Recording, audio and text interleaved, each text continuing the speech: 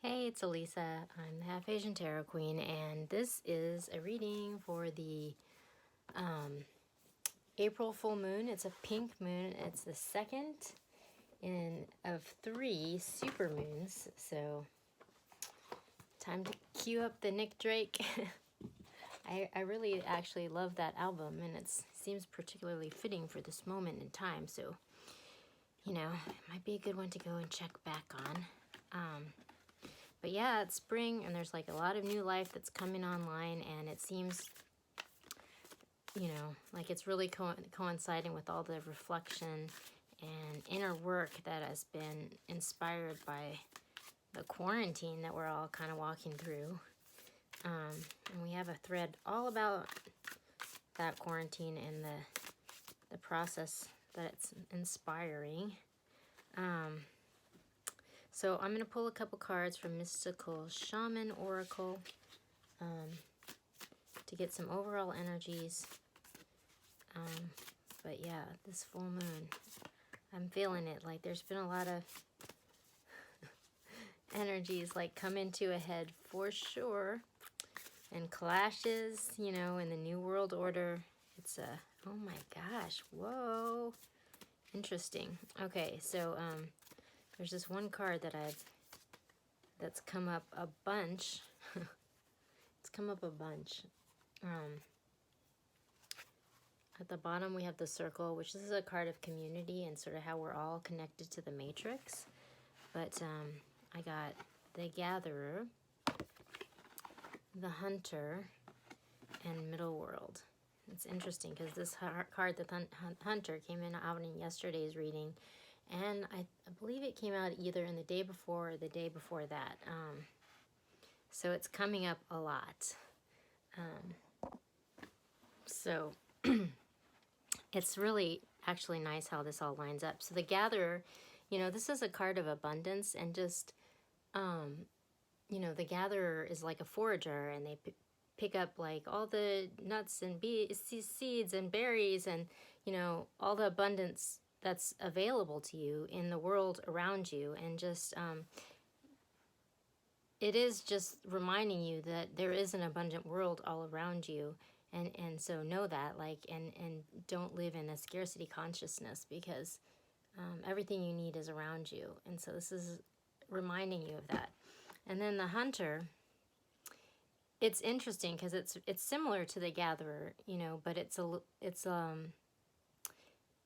also kind of being connected to your inner compass, like there is a bounty out there for you, and like the spirit world is guiding you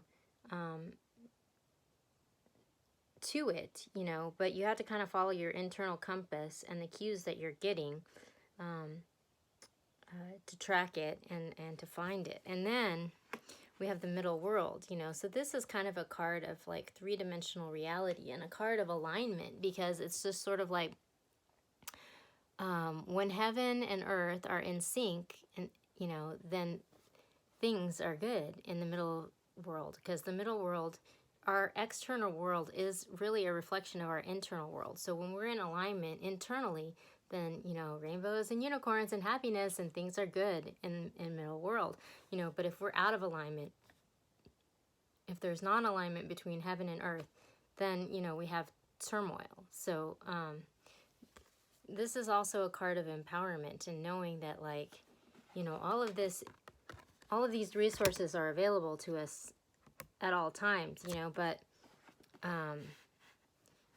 we have to follow our inner guidance, and we have to be in alignment with that in order to be in our abundance, So I think this speaks to a really positive outcome, because it speaks to abundance kind of being reflected in the day-to-day reality that we live, So despite all the tumult and turmoil, it's like if you come into alignment here, that's going to be reflected around you. So take inspiration from that. However things might seem, we have the power, to create an abundant world around us. So I'm going to Ethereal Visions, I'm really in love with this deck right now, to pull some overall energies for this reading. And, oh my gosh, weird. Yeah, we'll see what's going to come to a head this full moon. Oh, okay. All right. So at the bottom, we have the Page of Wands, which this is a new spark, like a new inspiration. We're going forward into it, you know, based on a new spark. And then we have the Six of Wands, the Chariot, and the Wheel of Fortune. So this looks like a pretty climactic full moon. You know, this Six of Wands is a card of victory, and it's a card of, you know, it's just sort of like coming home after fighting some trials, and there's like a parade behind you. You know, you're being welcomed home because you've kind of slayed the dragon, you've come home, and they're having a parade in your honor, you know. And then we have the Chariot. So this is a card of empowerment and kind of taking control of a situation, or, you know, your life. But you know, you're kind of overcoming some oppression and you're stepping into your power, you know. And then we have the Wheel of Fortune. So it's just like, you know, whatever misfortune has like befallen you, like that's shifting now because you're stepping into your power, and you're coming out on top. You've manifested this abundant, balanced, harmonious world around you, you know. So that's pretty good, right? Like that's a pretty good pink moon. I'm gonna have to pull out that record. I forget how much I really love that record, you know? And so it seems like a good moment. I'm going to pull 6 cards from the Radiant Wise Spirit to get some more clarity about what's going down this moon. But it looks like it's going to be a good one from the beginning cards. Okay, so interestingly, at the bottom we got the Ace of Pentacles. This is a new beginning, or a new opportunity, and it's a pentacle, so it speaks to, like, you know, a worldly opportunity, you know, the middle world. So a tangible, material opportunities. It could be a new job, or some new income stream, perhaps. But we have the Five of Pentacles, the Queen of Wands, and we have the Three of Wands. So this is interesting because this is like, I feel like speaking to some energies that have been floating around for a long time, and it's almost like I'm taking it like we're overcoming this. This is an energy of lack, of like not having enough, feeling like you're not worthy, you know, you're not enough. But it's like the opposite of the abundance mindset, you know. And so this has come up a lot, like in a thread called stalkers, you know, because it attracts these sort of toxic situations when you're in this energy. And but you know, the general energies of the reading are speaking to kind of empowerment and stepping into this abundance mindset. So it's like we're being victorious over this energy, and like in doing that, we're like empowering ourselves and coming into a new situation. And that's interesting because this is a Queen of Wands. So this is like queen of, that's like in her power, and as a manifester can manifest things in the three-dimensional world. It can also speak to you know, someone who's like kind of like the other woman, you know, because that energy has come up a lot recently in a lot of readings. But this is like a card of like taking control of whatever situation and manifesting your desire in the three-dimensional world. And then we have this card of like waiting for your ships to come in, you know, and that's right under the Wheel of Fortune. So what it's like, whatever you've been waiting for, like it's shifting. Like we're not waiting anymore. Like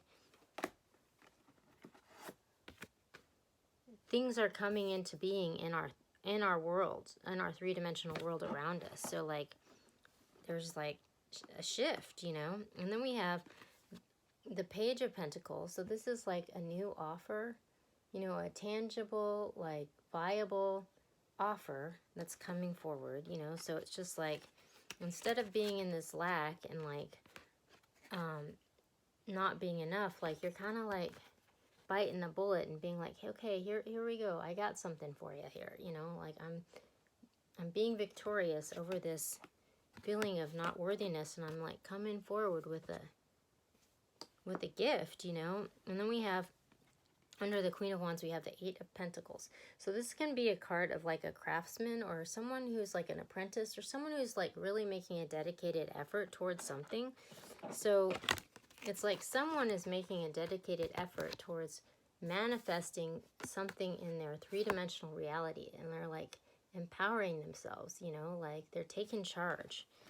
And then we have the Six of Cups, which is like a soulmate connection. It can be like a soulmate from the past, and it's like right under this Three of Wands. So it's like we've been kind of like waiting for this to come into fruition, or wanting to like go back to it, but the wait is over. Like this is right under the Wheel of Fortune. So like whatever this situation is or was, like there's a shift that's happening with that right now. So woo.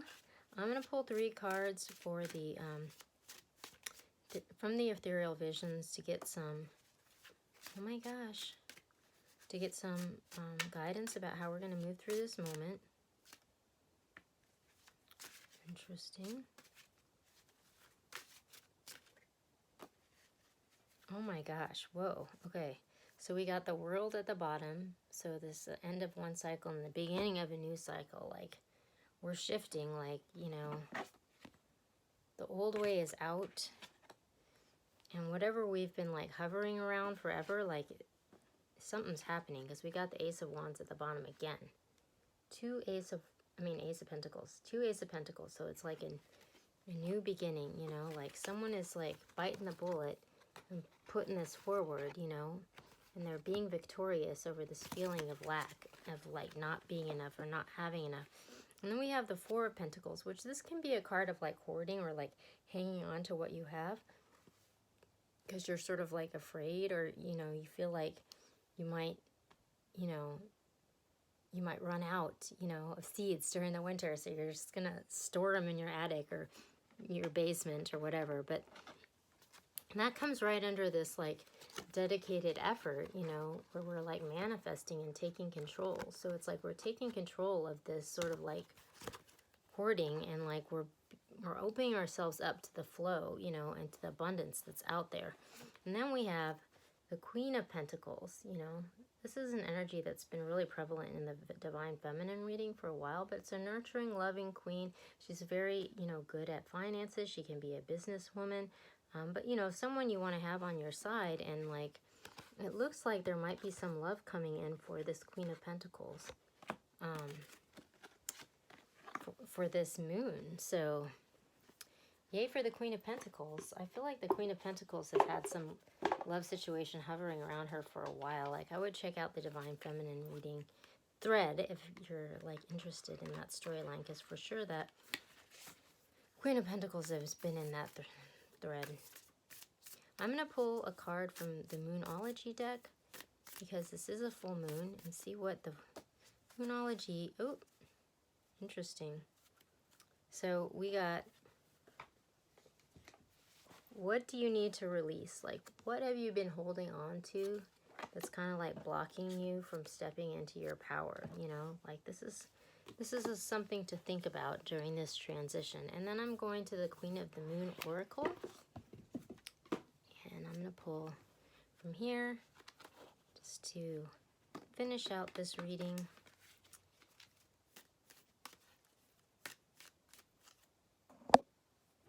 Okay, so I pulled 2 cards from Queen of the Moon Oracle, and I got Patience, and I got Purity. So maybe, you know, we are all doing all the self-reflection and this inner work, you know, on the world that we want to step into.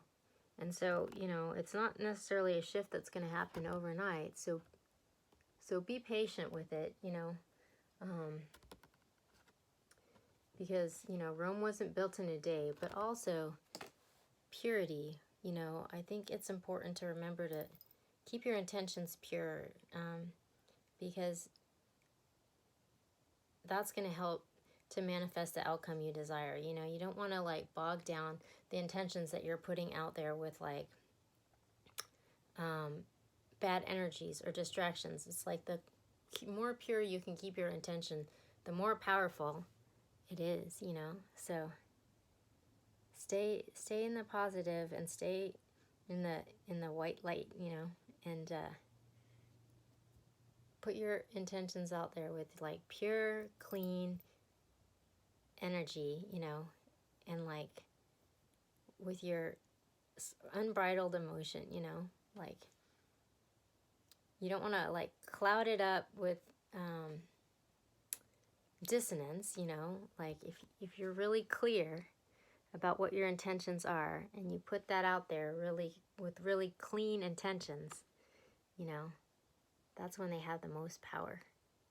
So I'll leave you with that thought, and good luck with this moon, and we'll check in with you later.